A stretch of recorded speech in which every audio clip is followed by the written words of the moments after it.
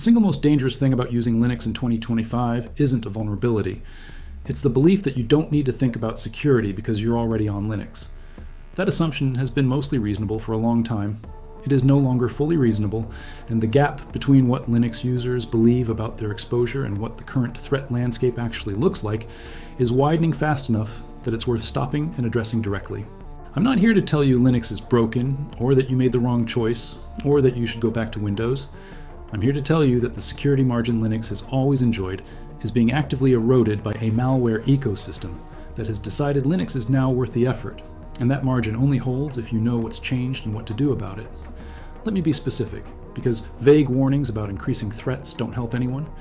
Here are the actual malware families and attack vectors that security researchers have documented targeting Linux systems in the last 18 months, named and sourced, so you can evaluate the evidence yourself rather than taking my word for it.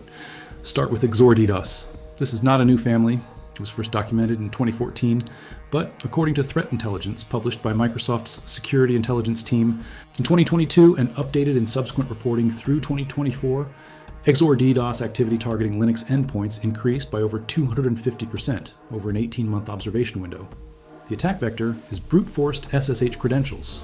The malware establishes persistence, recruits the machine into a distributed denial-of-service botnet, and in more recent variants, installs secondary payloads including rootkits that survive reboots. The targets are not exclusively servers. Home users running Linux with SSH enabled and default or weak passwords are in scope. If you have SSH running on your home Linux machine and you haven't hardened the configuration, you are a viable target for automated credential stuffing tools that run continuously across the public internet. Then there's Symbiote, which is in a different category entirely and significantly more concerning from a technical standpoint. Symbiote was documented in detail by researchers at Intezer and BlackBerry in 2022, and their analysis describes it as one of the most sophisticated Linux malware families observed to that point.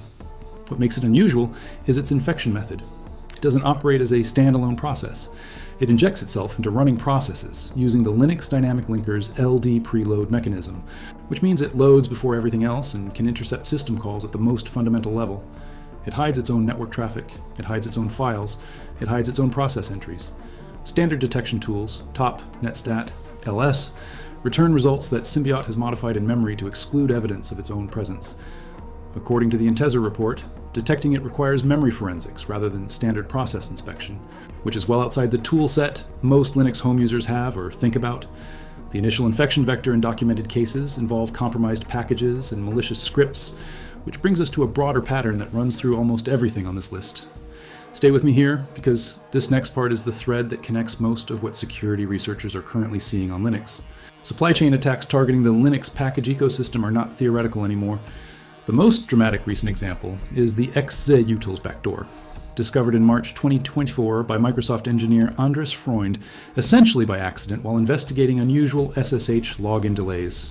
xzutils is a widely used compression library present in a significant percentage of Linux distributions, one that would have allowed unauthorized remote code execution via SSH on affected systems. The backdoor was caught before reaching stable releases in most major distributions, but the catch was luck as much as process. Freund noticed an anomaly that had nothing to do with a security audit. The Cybersecurity and Infrastructure Security Agency, CISA, issued an advisory on the xzutils compromise and explicitly noted that the sophistication and patience of the attack suggested a well-resourced threat actor. What it demonstrated is that the Linux software supply chain, the system of maintainers, contributors, and repositories that makes Linux open source model work, is now a surface that sophisticated attackers are willing to invest years in exploiting. And then there's the ransomware pivot. Ransomware operators spent years almost exclusively targeting Windows environments because that's where the enterprise data lived. That calculus has shifted. Trend Micro's 2024 mid-year threat report documented a measurable increase in ransomware variants with Linux-specific builds, including ESXi-args, which targets VMware ESXi servers running on Linux infrastructure, and new variants of Lockbit and CL0P with Linux encryptors. The primary targets remain enterprise and server environments rather than home users, but the development investment these groups are making in Linux-capable malware represents a directional shift in the threat landscape that trickles down over time. The tools get reused, the techniques get commoditized. What targets enterprise Linux infrastructure today shows up in crimeware toolkits targeting home users within a 2 to 4 year lag, historically. Think about what that combination means for you as a Linux user right now. brute force attacks on SSH that target home machines automatically and continuously, malware sophisticated enough to hide from standard detection tools, a supply chain that has demonstrated exploitable trust gaps, and a ransomware ecosystem making its first serious investments in Linux capability. The picture isn't catastrophic, but it is materially different from the one that justified I use Linux. I don't need to worry about this 3 or 4 years ago. To understand why this is happening now, you need to understand why Linux was largely ignored by the malware ecosystem for so long, and why every one of those reasons has quietly reversed. The traditional explanation for Linux security advantage had 3 pillars. First, market share. Linux represented a small enough percentage of desktop computing that writing malware for it was a poor return on investment for financially motivated attackers. Second, architecture. Linux's permission model, its separation of user and root privileges, and its general design philosophy made certain classes of attack harder to execute reliably than on Windows. Third, the user base. Linux users, skewed technical, were more likely to maintain their systems properly, and were less likely to click a phishing link or install software from an unverified source. All 3 of those pillars have weakened. Linux market share on the desktop has grown meaningfully, driven by Steam Deck adoption, the ongoing Windows 11 compatibility controversy, and years of incremental migration by privacy-conscious users. More significantly, Linux dominates cloud infrastructure. Over 90% of public cloud workloads run on Linux according to the Linux Foundation's annual report, which means targeting Linux is now extremely high value for attackers focused on enterprise environments, even if the desktop numbers remain modest. The architecture advantages remain real, but have been partially offset by the expanding attack surface of modern Linux systems. More services running, more packages installed, more third-party software integrated, and by attackers specifically engineering techniques like Symbiote's LD preload approach to work around Linux's security model rather than through it. And the user base has changed. OS have made Linux genuinely accessible to non-technical users, which is a good thing for adoption and a complicating factor for the assumption that the average Linux user is a hardened sysadmin who patches religiously and never installs unverified software.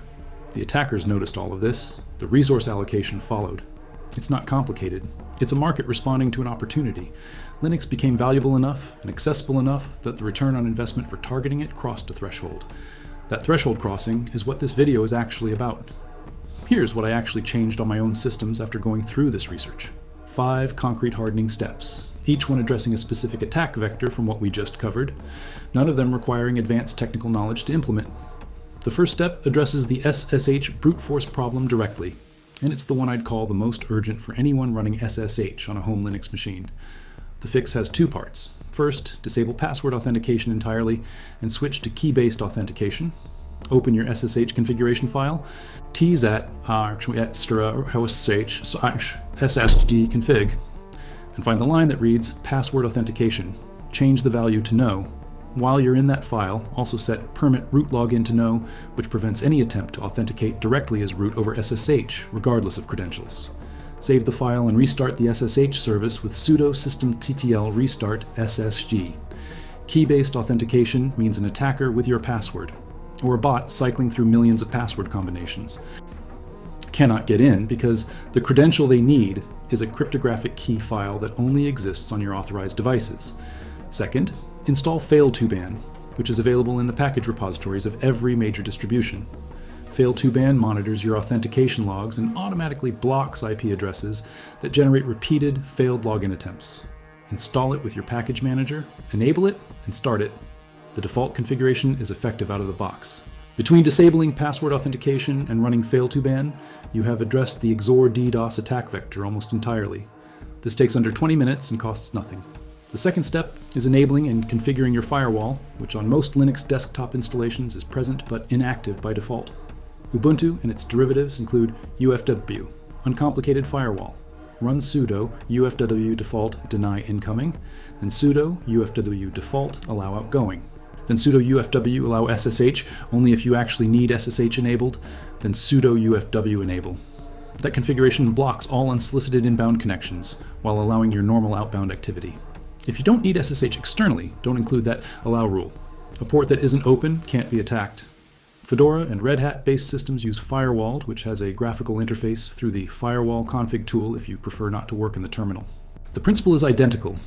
Deny inbound by default, allow only what you specifically need. Verify your firewall is active after configuring it with sudo UFW status or sudo firewall CMD. state, depending on your distribution. A surprising number of Linux installations have been running for years with no active firewall because no one ever explicitly turned one on. If that's your situation, fix it today. The third step is package hygiene, and this is the behavioral response to the supply chain risk that XZ-Utils demonstrated. The core habit is simple.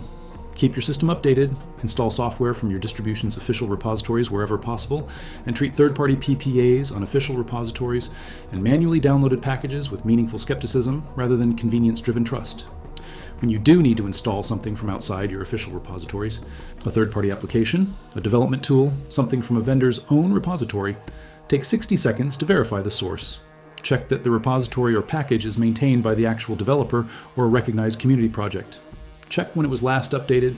Check whether it has community discussion or issue tracking that looks like a live, legitimate project. The XZ backdoor worked because a patient attacker built 2 years of credibility before inserting malicious code. You can't audit every package for that level of sophistication, but you can avoid casually adding unverified sources to your system for convenience. The attack surface you don't have is the one that can't be exploited. The fourth step is installing and running ClamAV, which is the most widely used open source antivirus tool for Linux. I want to be precise about what ClamAV does and doesn't do, because the role of antivirus on Linux is genuinely different from its role on Windows. ClamAV is not a real-time behavioral monitor in the Windows antivirus sense. It's primarily a signature-based scanner, most useful for scanning files you've downloaded, email attachments, and shared storage for known malware. It will not detect a sophisticated rootkit like Symbiont that has already compromised your system's core processes. What it will catch is known malware in files before execution, cross-platform threats in documents and archives, and a broad range of commodity malware that makes up the majority of what automated attacks attempt to deliver. Install it from your repositories, run sudo freshclam to update the signature database, aosnd run a full scan with sudo clamscan, r/home, your username on your home directory periodically. Not daily, weekly, or after installing new software is sufficient for home use. Think of it as one layer of a multi-layer approach, rather than a complete solution on its own. The fifth step is the most technically involved, but also the most powerful. Enabling AppArmor or Linux, depending on your distribution, and verifying that it's actively enforcing profiles for your key applications. AppArmor ships with Ubuntu and is active by default, but profiles for individual applications vary. Linux is the default on Fedora, Red Hat, and their derivatives. Both systems implement mandatory access control. They define, at the kernel level, what resources each application is permitted to access, regardless of what the application itself requests. This is the architectural layer that makes attacks like Symbiote's LD preload technique significantly harder to execute successfully. A process operating under a strict AppArmor or Linux profile can't freely intercept system calls from other processes, because the kernel enforces boundaries that the malware can't override through user space techniques. On Ubuntu, run sudo AA status to see which profiles are loaded and enforcing. If key applications like your browser, your mail client, and your SSH daemon are not showing as enforced, look up their AppArmor profiles. Most are available in the AppArmor profiles package in the repositories. On Fedora, run sysstatus to verify Linux is in enforcing mode. If it reads permissive, it's logging violations without stopping them. Change it to enforcing in Austin x Selinux either config, and reboot. A note on who these steps apply to most directly. This hardening guide is written for Linux desktop and personal server users. If you're managing Linux in an enterprise or production server environment, your security requirements go substantially beyond what I've covered here. System integrity monitoring, centralized logging, network segmentation, and formal patch management processes are all in scope and worth addressing with dedicated tooling and professional guidance. For home users and small self-hosted setups, the 5 steps above meaningfully close the specific attack vectors documented in current threat research without requiring expertise that takes years to develop. None of them break normal desktop functionality. All of them are reversible if something doesn't work for your specific configuration. Linux is still, by measurable documented margins, a more secure operating system than Windows for the average user running a properly maintained system. That sentence is still true. The AV Test Institute's 2024 Platform Security Report continues to show lower malware prevalence on Linux endpoints compared to Windows in comparable deployment scenarios. The architectural advantages of Linux's permission model, its open source auditability, and its separation of privileges remains real and meaningful. Nothing in this video changes that fundamental picture. What has changed is the modifier in that sentence, properly maintained. The threat landscape that Linux users are operating in today requires active maintenance in a way that the Linux is safe assumption never did. SSH running with password authentication on a home machine is no longer a low-risk configuration. It's a target that automated tools are probing continuously. Software installed from unverified sources is no longer a minor convenience risk. It's a supply chain exposure that sophisticated actors have demonstrated willingness to exploit with patience and precision. A firewall that ships disabled and never gets turned on is no longer an acceptable default. It's an open surface in an environment where that surface is increasingly valuable to attackers. The users who are getting compromised on Linux right now are not getting compromised because Linux is broken.